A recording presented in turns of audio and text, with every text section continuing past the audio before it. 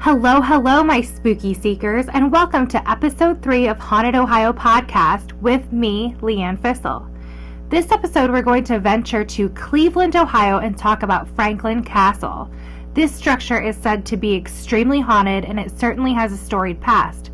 So, let's dive right on in. Chapter 1, History. This house was built over the course of 3 years, being completed in 1883. This house was created by a firm called Cuddle and Richardson as the architects. It was created for a prosperous German immigrant named Hans Tiedemann and his family. Shortly after the family moved into the home, the Tiedemanns' daughter, who was 15 at the time, succumbed to diabetes, and she'd been battling this disease. Not long after that loss, Tiedemann also lost his mother, who was living in the home with them. In the following 3 years, the Tiedemanns would lose 3 more children.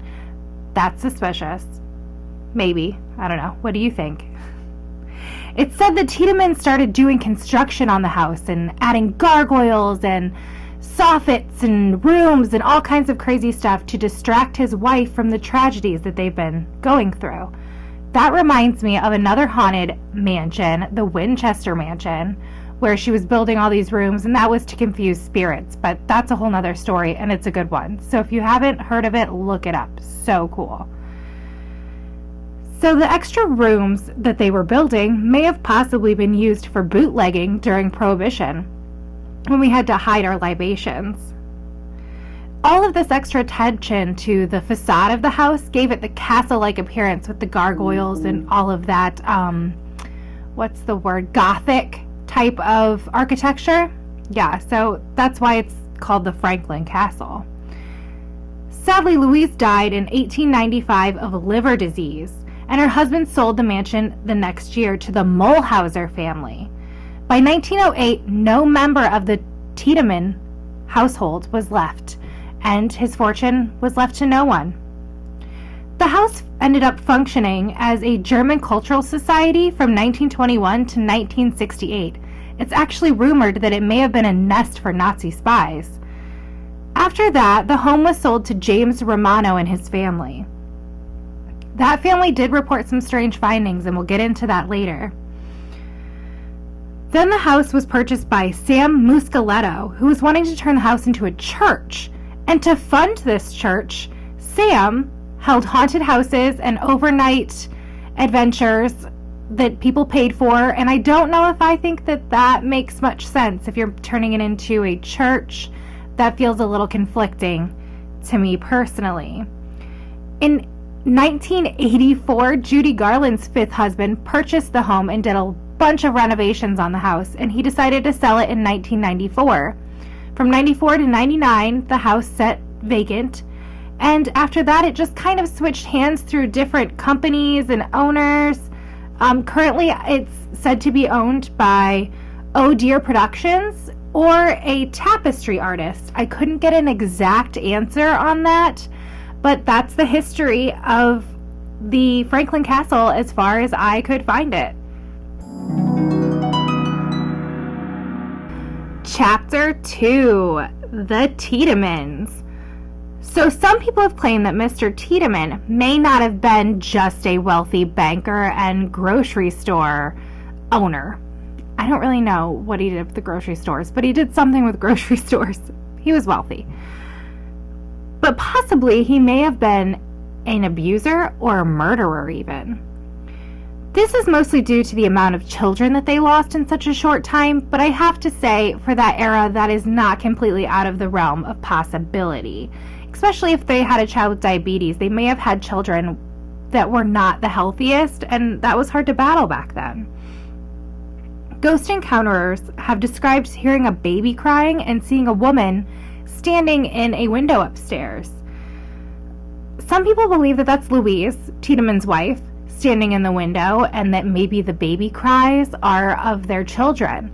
Maybe Louise is stuck there because that liver disease, maybe it was poison. Maybe he was doing something to her, or someone was. We don't really know.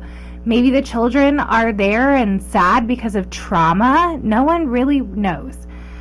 It is reported that small bones were found in the walls in the 70s. and they were very old and brittle. And in the 80s, a medium said that she believed she was visited by the spirit of Mr. Tiedemann, and that he said he had a hand in his children's death. I mean, I can't substantiate that, but that's what is written out there. So, Mulhauser, who purchased it from the Tiedemanns, also had some weird encounters. So it just seems to kind of all go back to this original family. So that is the Tiedemann story. Chapter 3 on the Franklin Castle, the Romanos. The Romano family had 6 children, and they all lived in this big house.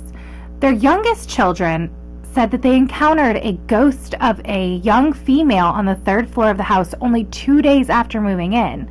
A lot of people think that that was the 15-year-old daughter of the original owners who died from diabetes not long after moving into the house. Maybe she's a residual haunting. Maybe she's just, stuck there reliving what happened because it happened quickly after she moved in. And they also claim that the 2 oldest children, they were awoken in the night by someone ripping their blankets off their feet. And I have to tell you, that is my biggest fear. I am so afraid of that. I tuck the feet under every night, all night. No. They heard loud footsteps and organ music, voices, all kinds of things. And Mrs. Romano claims that she was awoken one night to herself sitting on the floor rocking and screaming, and that a disembodied voice was sitting next to her rocking and screaming. That's terrifying. That would be a great horror movie scene. I can't believe it hasn't been stolen. The Romanos eventually moved out of the home on the advice of a priest who evidently believed their stories. So it seems as though they were able to at least convince someone who I'm sure is extremely skeptical that these things were happening. That's all I have on the Romanos, but that is some seriously creepy stuff. That leads us right into chapter 4, the other visitors to Franklin Castle. Many people have come to see and experience this haunting over the years. From radio hosts to Zach Baggins of Ghost Adventurers. There are a lot of TV shows who have been here, a lot of real paranormal investigators, quote unquote, who have been here. So the claims are substantiated to a point. In 2016, even Paranormal Lockdown did an episode. I mean, Google it. There's tons.